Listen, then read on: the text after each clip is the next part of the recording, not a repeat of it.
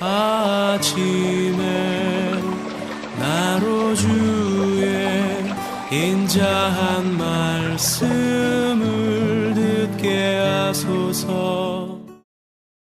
성도 여러분 안녕하세요. 금요일입니다.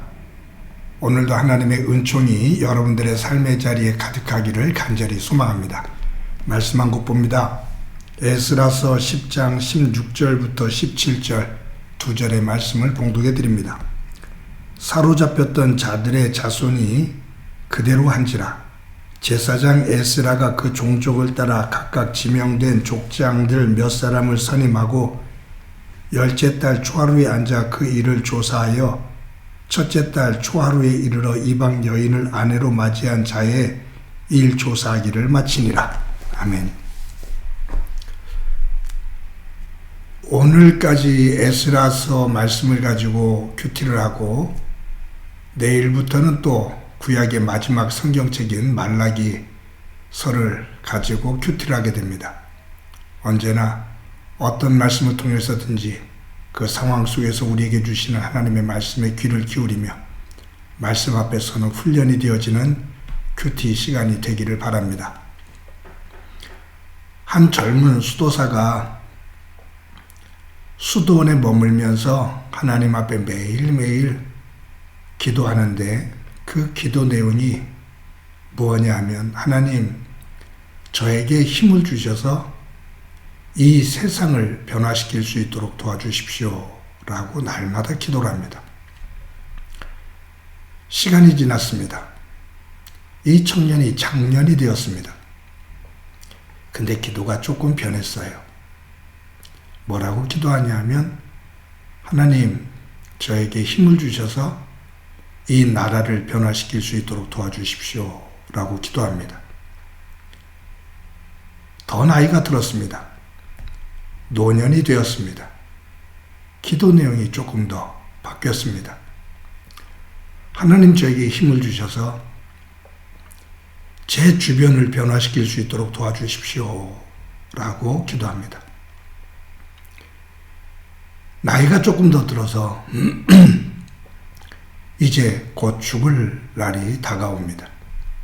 그때 이 수도사가 기도하기를 하나님 저에게 힘을 주셔서 제가 변할 수 있도록 도와주십시오 라고 기도합니다. 청년 때는 세상을 변화시키기를 위해, 장년 때는 나라를 위해, 그리고 노년 때는 주변을 변화시키기 위해, 그리고 마지막 자신의 생이 얼마 남지 않았을 때는 다른 사람, 다른 상황이 아닌 나의 변화를 위해 하나님 앞에 기도하는 내용입니다. 이 이야기는 세상에서 가장 어려운 변화는 나의 변화다. 내가 변하는 거다. 그것이 가장 어렵다 그 말이에요. 우리는 보통 내 주변 상황이 바뀌면 또 나를 힘들게 하는 사람이 변하면 모든 것들이 평안해질 거라고 생각을 해요. 그럴 가능성이 있죠. 그런데 무엇보다 중요한 것은 내가 변해야 주변 상황과 주변 사람들을 더 온전하게 세워갈 수가 있는 진정한 평화를 만들 수 있는 하나님의 사람이 될 수 있다 그 말이에요. 이스라엘 백성들이 페르시아에서 돌아와서 성전을 재건합니다. 어려운 환경에서 성전을 재건했습니다. 조그만한 성전을 짓는데 15년이 걸렸으니 얼마나 힘들었었겠어요.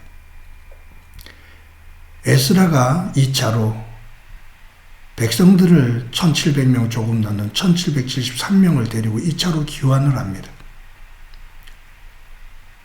그들이 이스라엘에 돌아와서 성전을 재건하고 또 제사장들을 데리고 2차로 귀환한 이유는 재건되어진 성전을 중심으로 하나님을 바르게 섬기는 백성으로, 바른 영성의 백성으로 서겠다라는 목적 속에서 돌아온 겁니다. 성전은 정말로 힘겨운 상황 속에서 지었어요.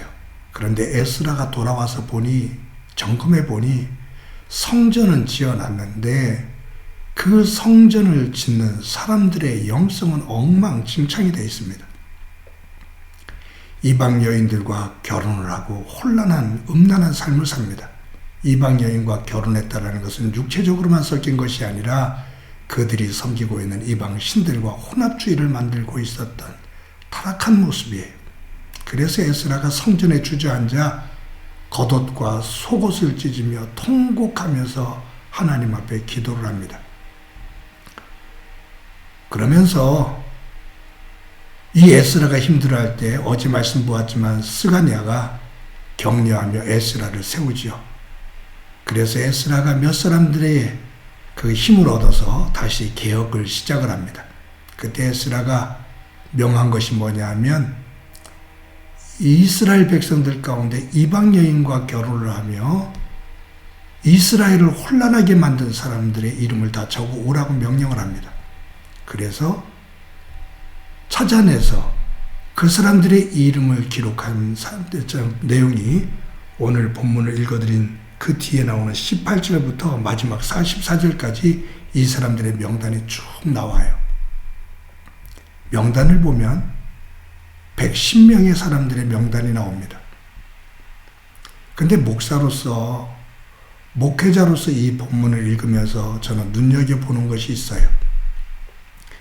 110명 가운데 대제사장 가문의 사람이 4명입니다. 제사장이 14명입니다. 레위 사람이 10명입니다. 도합 28명입니다.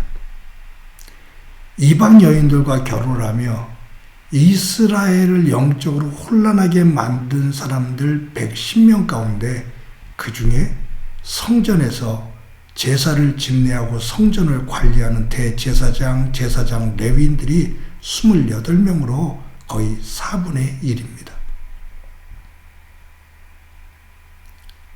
4분의 1이라는 숫자가 작은 숫자 같지만 이 공동체 속에서 성전을 중심으로 섬겨나가는 지도자들의 타락된 모습 얼마나 심각했는지를 보여주고 있습니다. 목회자로서 본문을 묵상하면서 다시 저를 돌아봅니다. 바르게 살아가고 있나? 말씀을 전하며 전한 말씀이 나 자신에게 가정과 교회 속에 이웃들 속에서 그 말씀을 내가 바르게 살아가고 있나? 아니면 하나님께서 붙여주신, 맡겨주신 하나님의 사람들을 그릇된 길로 인도하는 그러한 어리석은 사람은 아닌가? 저를 다시 한번 점검해 봅니다. 사랑하는 성도 여러분, 말하는 것은 쉽습니다.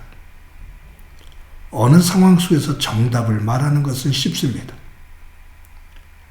어떤 상황 속에서 성경은 이렇게 말하고 있다라고 성경 말씀을 인용해서 또박또박 바른 말을 하는 것은 쉽습니다. 그런데 그 말씀을 내가 사는 것은 참 어렵습니다. 110명 가운데 대제사장이 10명, 제사장이 10명, 대제사장이 4명, 제사장이 14명, 그리고 레위인이 10명. 이 28명의 지도자의 타락은 전체 타락을 만든 대표적인 모습이다. 저와 여러분들의 삶의 자리에 내 영역 속에 이런 영역은 없는지 한번 점검하며 하나님 안에서 그런 영역들을 에스라처럼 바르게 세워나가는 은혜가 오늘도 충만한 한 날 되어지기를 간절히 소망합니다. 한번 기도합니다. 하나님 감사합니다. 바른 말을 하고 또 성경에서 말하고 있는 하나님의 말씀을 또박또박 말하기는 쉬워도 그 말씀대로 살아가기가 어렵다라는 것을 압니다. 그 누구보다 내 내면을 잘 돌아보아 하나님의 말씀 앞에 나를 바르게 세우는 하나님의 일꾼으로서 하나님의 백성으로서 그 자리를 소중하게 거룩하게 만들어가는 오늘 하루의 삶이 되도록 은총 베풀어 주옵소서. 함께해 주시리라 믿고 예수님의 이름으로 기도드립니다. 아멘.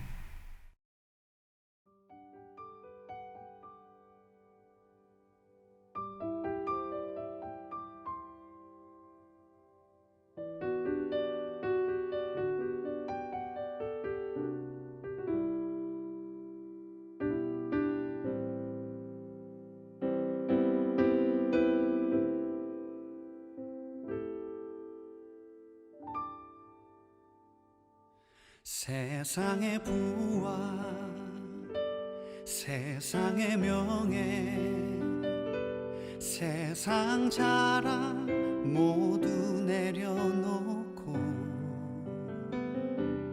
날 구한 십자가 날 씻긴 보혈 주의 은혜를 깊이 생각합니다. 나의 나 된 것 내 모든 것 다 거저 받은 선물 내 삶을 은혜로 가득 채워주셨네. 나의 나 된 것 내 모든 것 다 거저 받은 선물 내 삶을 주신 분께 다시 올려드리니 나는 삶으로 주님을 노래합니다.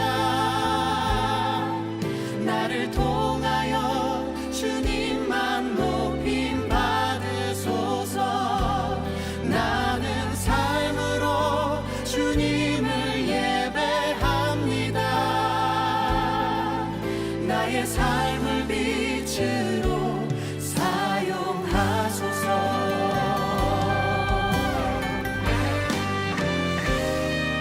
세상의 부와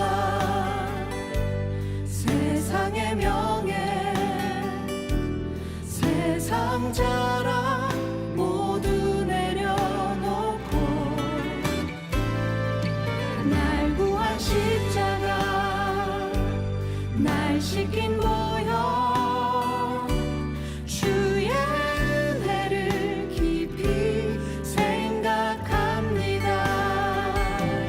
나의 나 된 것 내 모든 것 다 거저 받은 선물 내 삶을 은혜로 가득 채워주셨네.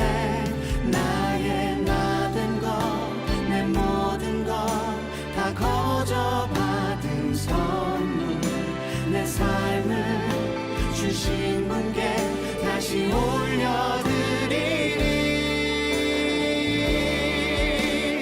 나는 삶으로 주님을 노래합니다. 나를 통하여 주님만 높임 받으소서. 나는 삶으로 주님을 예배합니다. 나의 삶을 빛으로 사용하소서. 나는 삶으로 주님을 노래합니다. 나를 통하여 주님만 높임 받으소서. 나는 삶으로 주님을 예배합니다. 나의 삶을 빛으로 사용하소서.